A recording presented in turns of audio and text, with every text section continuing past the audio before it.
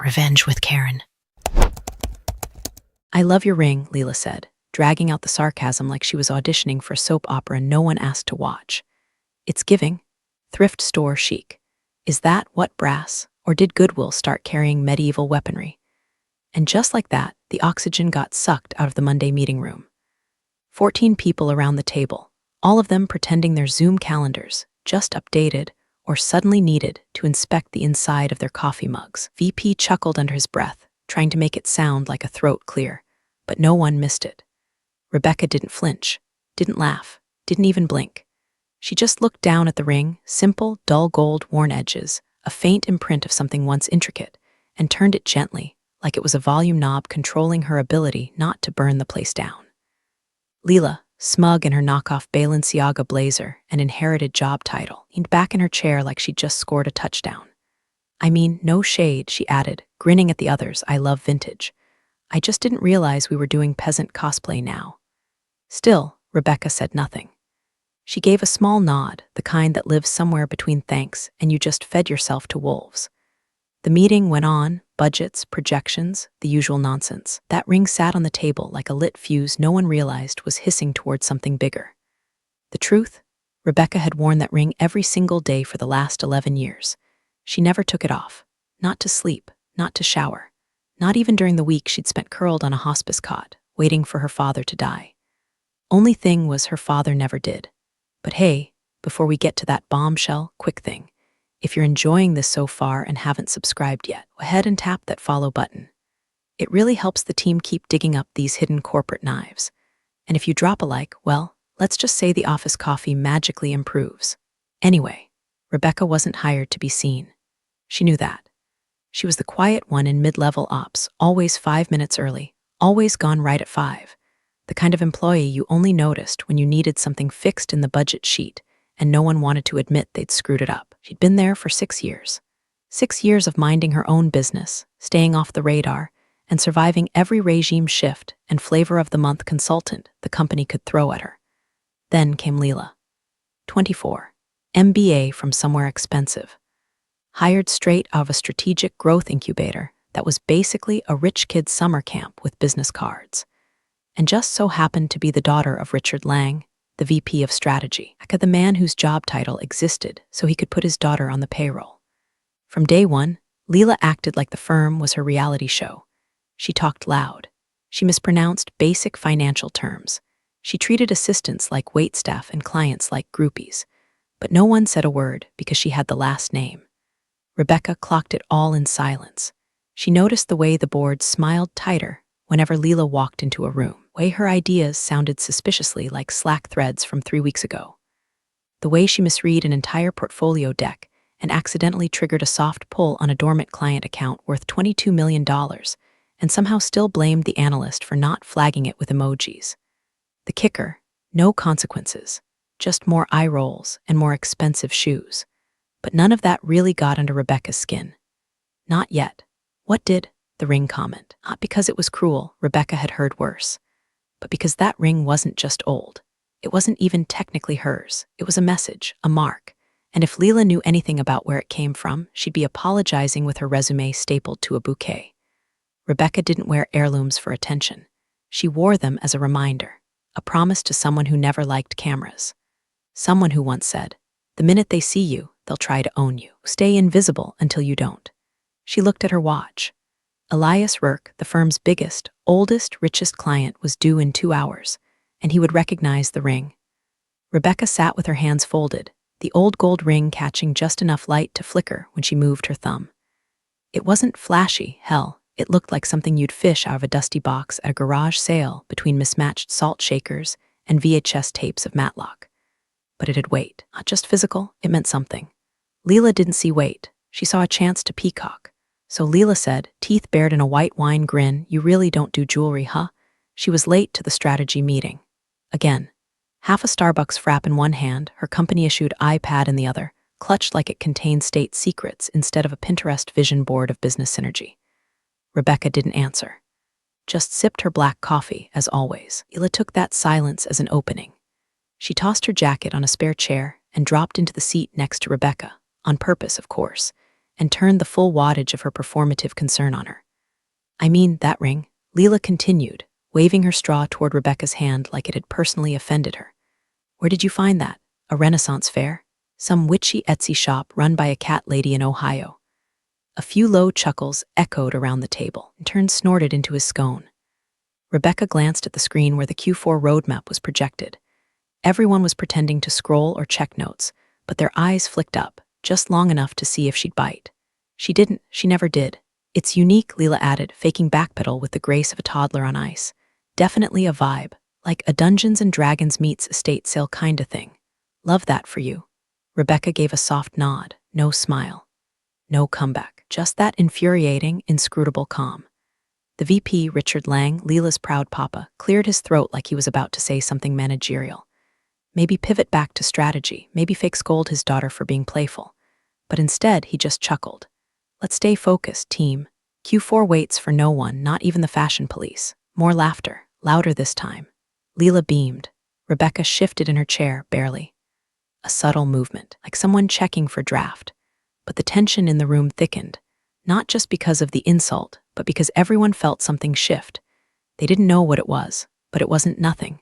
Beneath the silence, under the hum of recycled air and fluorescent lights, something had just clicked into place. And Rebecca, she just sat there, stone still. There was a way people looked when they were embarrassed, fidgety, defensive, awkward. Rebecca looked like someone who'd memorized the exact number of ceiling tiles in the building and could tell you which one would fall first in an earthquake. Cool, controlled, dangerous in a way no one could explain. Leela didn't notice, or didn't care. She leaned into the smug, tossing her hair like a shampoo commercial and diving into a half-baked suggestion about leveraging macro trends in micro-content to engage legacy clients. Rebecca didn't look at her. She looked past her. Because in 90 minutes, Elias Rourke, the man whose signature still made investors flinch and regulators sweat, was going to walk through the glass doors of that conference room. And when he did, the joke about her ring wasn't going to be funny anymore. It was going to be prophecy. She checked her email. No reply yet from the encrypted account she'd pinged at 6:37 a.m. sharp. The one that only responded with coordinates and silence. Ring on her finger pulsed against her skin, not with magic, not with anything mystical, but with memory, with intent. She didn't wear it to accessorize. She wore it because her father once said, when the sharks forget who fed them, show teeth, but only once. Rebecca was quiet, but she never forgot. The scent of money arrived before Elias Rourke did. Not the crisp, fresh bill kind, but old wealth, leather briefcases, aged scotch, silent jets that land without flight plans. The kind of money that doesn't walk into a building. It inspects it. It was 3:02 p.m. when the elevator dinged. Rebecca was walking back from the server room. She had no business being on that side of the building. Leela made that abundantly clear in the last meeting, when she suggested non-client-facing staff should probably stick to their own zone. But Rebecca didn't follow zones. She followed protocols. And today, only printer that wasn't spitting out gibberish was on the client floor. As she stepped off the carpeted hallway and into the gleaming marble of the executive corridor, she heard the sudden hush that always followed Rourke. 2 assistants peeled off and vanished like smoke. The receptionist actually stood when she saw him, something she'd never done for Lang or even the founder himself. Elias Rourke didn't need introductions. He was one. Tall in the way old athletes are, broad shoulders, stiff gait, hands like they were built to sign treaties, not contracts. He wore a charcoal suit that whispered handmade and a black overcoat folded over one arm like it had never touched rain. Rebecca didn't slow down. She kept walking. It was a quiet pass, 6 steps of mutual proximity. She held a manila folder in one hand, her coffee in the other, neutral expression. Just another shadow in the building. But then it happened. Step 4. Rourke stopped. Just stopped, mid-stride, dead halt, like a statue caught off balance. His eyes dropped to her hand, to the ring. The air pressure shifted. He stared, not blinking, not breathing. His mouth parted slightly as if a word got stuck in his throat before it could form. Rebecca paused, only briefly, enough to glance up and meet his gaze. His pupils flicked from the ring to her face, searching, calculating, remembering. And then his voice came, low and sharp, like metal dragged over stone. "Where did you get that?" Rebecca didn't answer. Not yet. She tilted her head just a degree. "Excuse me?" Rourke took a step forward. His hand moved slightly as if he was reaching out, but didn't. "The ring," he said, "that seal." She glanced at it like she had to remind herself it was there. "This," she asked. "My father gave it to me." And that was all she said. The words sank into the hallway like ink in water. Rourke stared at her face. Back to the ring. His entire frame tightened. You could see it, the memory flooding back, the numbers, the ledger, the name. Rebecca gave a courteous nod and kept walking. Behind her, she heard nothing, not even breath, but she knew that for the first time in 2 decades, someone had seen that ring and understood what it meant. She rounded the corner, heart steady. 2 floors below, the conference room was already being prepped. The founder's assistant was placing his favorite pens, black Mont Blancs, tip-checked, and the VP was rehearsing his pitch in the glass reflection. Leela, no doubt, was applying lip gloss and practicing her "I totally get macroeconomics" smile. None of them had any idea, but they would, because Rebecca's ring didn't just come from a father. It came from a shadow fund that once owned 1/3 of Wall Street, then vanished without a trace. Came from a man who disappeared right before the crash and took $20 billion in undisclosed assets with him. And if Rourke recognized that seal, then the meeting wouldn't be about quarterly growth anymore. It would be about debt. Old, blood-soaked, and very much unpaid. The presentation had all the charm of a hostage video. The lights were dimmed, the air conditioner wheezing like it had asthma, and Richard Lang stood at the head of the table, gesturing at a slide deck so bloated with buzzwords, it looked like someone fed ChatGPT a Red Bull and told it to disrupt synergies at scale. Rebecca sat in her usual spot, off to the side, second row, clipboard resting in her lap more as armor than utility. She wasn't technically required to be there, but the founder had asked for someone who knows the operations inside and out, and for reasons no one could quite articulate, that had meant her. Leela was seated near the front, one leg crossed high like she was trying to show off a shoe brand she couldn't pronounce. She kept glancing at her phone, probably swiping through filters for the selfie she'd taken in the hallway mirror 5 minutes earlier. At the far end of the table, Elias Rourke sat like a shadow in velvet, hands clasped, eyes alert. He hadn't said a word since the meeting started. Lang was mid-pitch, something about agile restructuring of capital flow to better reflect dynamic market patterns when it happened. Rourke lifted one finger. Just one. The silence dropped like a curtain. Lang froze, mouth open, halfway through a sentence he probably didn't understand. Rourke didn't look at him. He looked across the room, at her. The room tracked his gaze like a slow pan in a horror movie. And then the billionaire stood.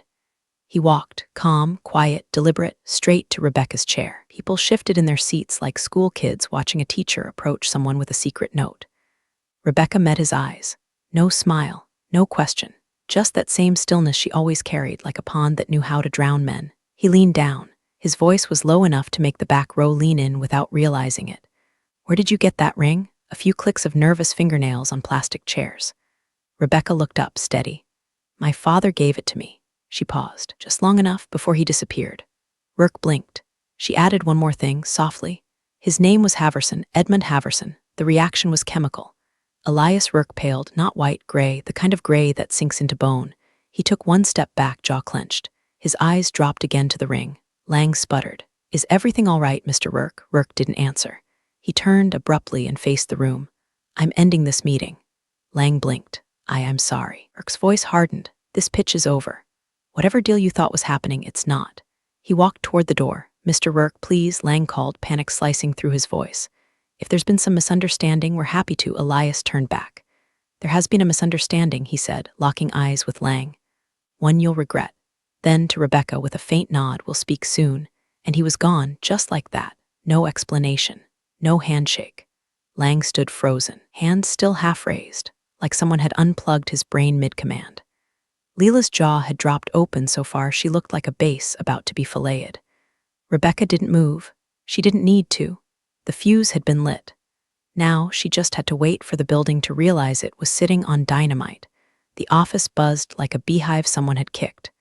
Not outwardly, of course. Everyone still clicked their keyboards and sipped their burnt Keurig coffee and held meetings that could have been emails. But underneath the surface, the current had changed. It started with a whisper in the elevator. By lunch, it was a full-blown conspiracy in the copy room. "Did you see his face? He canceled the meeting, walked right out." She said her dad's name was Haverson. "That Haverson? Wait, didn't he vanish after that hedge collapse in '09? No, earlier. Disappeared after the Petro-Kron deal. Took billions. Left no trail. Why would she be here, though? Rebecca didn't respond to any of it. She sat at her desk like always, fourth row from the window, near the corner plant that hadn't been watered since someone's birthday 2 months ago. She worked with quiet precision, highlighting cells, reviewing transactions, flagging inconsistencies in a pipeline document no one else bothered to read. But the stares came anyway, first subtle, then obvious. Mid-level managers walked by twice, pretending to check the thermostat. A junior analyst accidentally dropped her pen near Rebecca's chair, then lingered too long picking it up. Even Trina from HR hovered nearby under the guise of needing printer paper, which was odd considering her department went fully digital 3 months ago. Leela didn't get it at first. She breezed through the bullpen in a new blazer that still had the security tag attached, oblivious to the stiff necks and darting eyes. Then she noticed Rebecca's inbox, brimming with fresh CCs from people who normally ghosted her for weeks. Or the way the board chair's assistant, who usually treated everyone below VP level like furniture, stopped by Rebecca's desk with a neutral smile and said, "If you need anything at all, just let us know." That's when Leela's confusion turned sour. Leaned against her father's glass office door later that afternoon, arms folded. "Dad, I don't get it. Why is everyone acting like she's a Kardashian?" Lang didn't answer right away. He was sweating. On his screen, a paused Bloomberg interview from 2001. A much younger Elias Rourke was sitting beside a silver-haired man in a bespoke charcoal suit. The Chiron read, "Haverson funds quietly back Petro-Kron acquisition." In the man's hand, a ring. Lang stared at it. Same dull gold, same insignia. Same damn ring.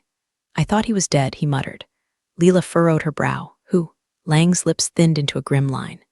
"Edmund Haverson, silent financier. Reclusive, brilliant, dangerous." He looked at his daughter. "That's her father." Leela laughed. "What, the Goodwill ring guy?" Lang didn't laugh. "Do you know how close this firm came to collapse in 2003? He said. "Haverson bailed us out. Quietly. Through a holding firm no one could trace. No contracts, no press, just capital. But the board knew. They called it the ghost ledger." "Okay," Leela said, waving it off. "But why would she work here if she's like heiress to some billionaire cabal?" Lang leaned back, eyes distant. "Maybe she's auditing us." That thought hung in the air like smoke.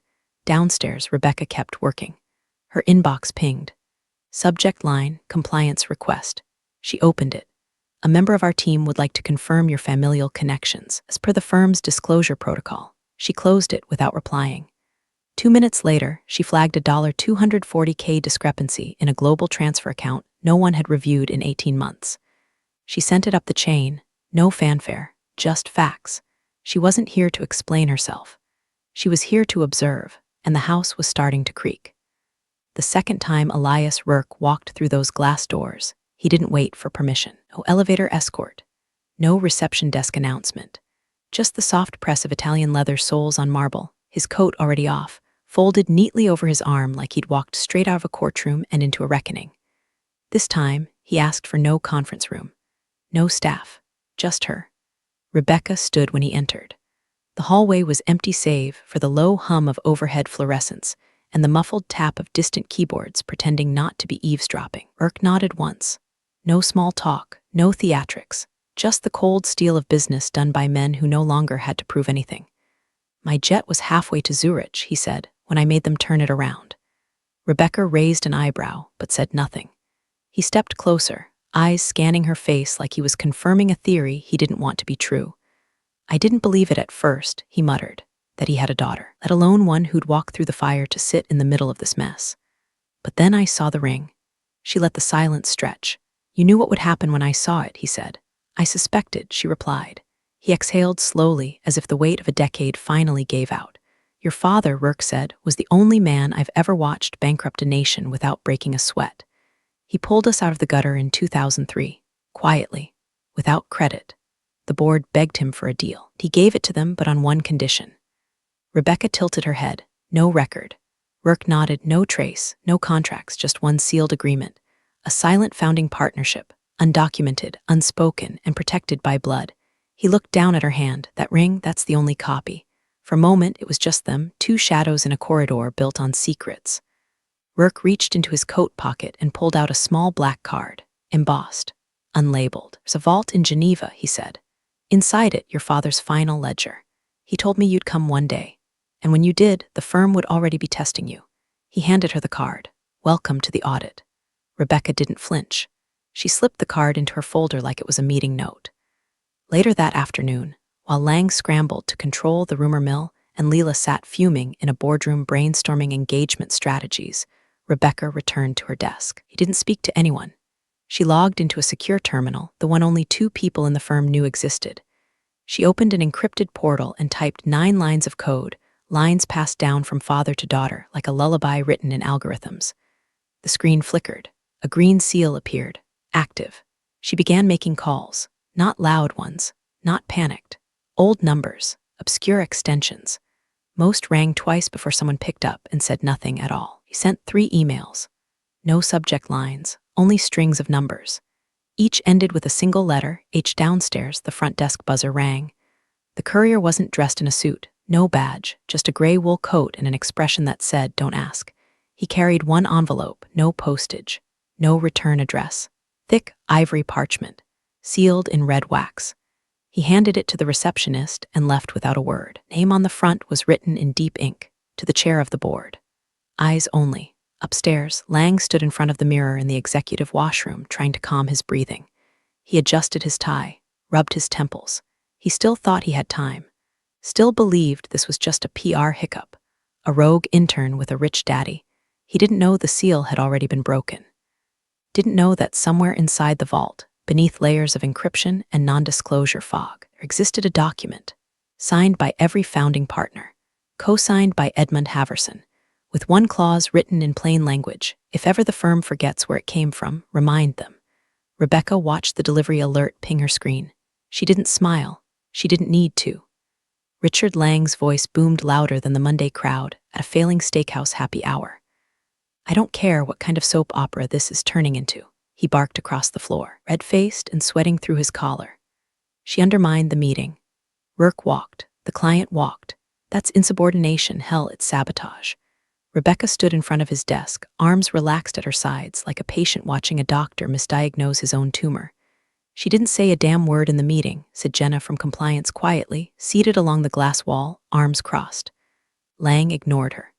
"She's been disruptive," he snapped, jabbing a finger toward Rebecca. "She's had access to files she shouldn't. She's made unauthorized calls. She's refused to respond to compliance protocols. I flagged a $240,000 internal discrepancy 2 days ago." Rebecca interrupted, voice flat. "You approved it." He faltered. "That's beside the point." "Which point?" she asked, still calm. "The money, the silence, or the part where I exist outside your little sandbox?" Lang pointed to HR as if they were a security team. "Suspend her, effective immediately." "Take her badge, her credentials." That's when the knock came. 3 sharp raps on the office glass. Everyone turned. Standing there, Karen from legal, Alan from internal compliance, and 2 board members Rebecca had only seen in passing, the kind who lived in quarterly shadows and made decisions in 6-figure increments. Between them stood Chairwoman Delgado. Silver hair, ice-cold presence. A woman with a voice like fine glass, beautiful, brittle, dangerous to mishandle. Alan opened the door. "Mr. Lang," he said smoothly, "we need a moment of your time." "I'm in the middle of something," Lang snapped, gesturing at Rebecca like she was a paper jam. "You're in the middle of a formal breach," Delgado said, stepping forward, "which concerns all of us." She handed him the envelope. Lang stared at it, confused. Thick parchment, red wax seal, embossed insignia that hadn't been seen since the firm's founding. His fingers trembled. Broke the seal. He pulled out 4 sheets of paper, aged but pristine, typewritten. The final page had 6 signatures. One of them unmistakably read, Edmund Haverson, and beside it, silent founding partner, permanent equity stakeholder, non-dilutable. Lang's face drained so fast he looked like a corpse in business casual. Delgado spoke first. "This contract was stored in our Geneva Records vault, per Legacy Clause 3A. Was triggered automatically when a Haverson heir presented the identifier, an artifact codified as proof of lineal authority."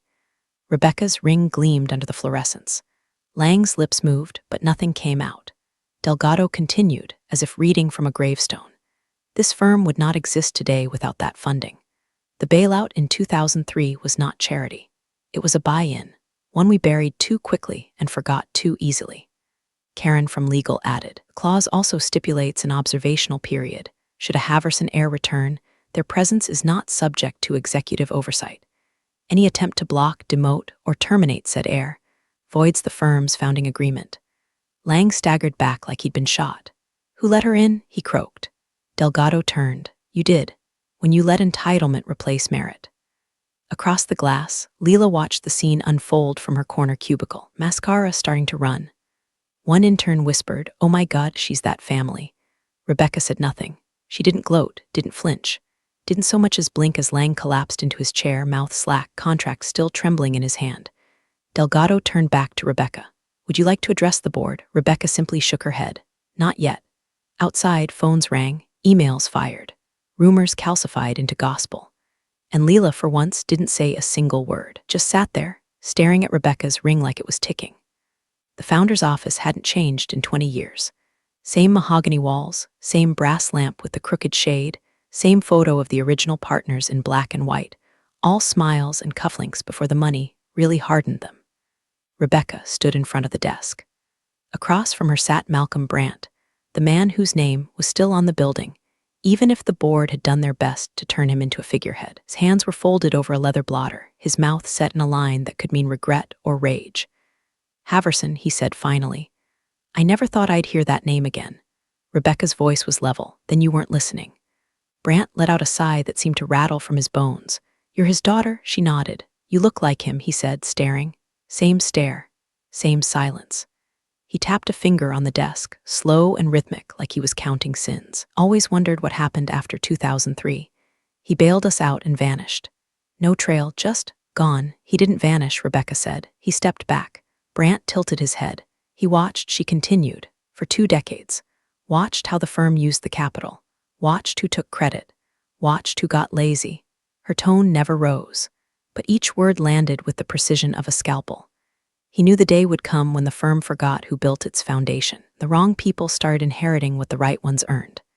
Brandt leaned back. So you came to punish us? No, she said. He asked me to observe. She took a folded piece of paper from her bag, unfolded it, laid it on the desk.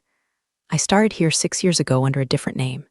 Entry level, no fanfare, no notice. I watched your processes, your culture, your people. She looked him dead in the eye, and how you treat those with no name. Brandt swallowed.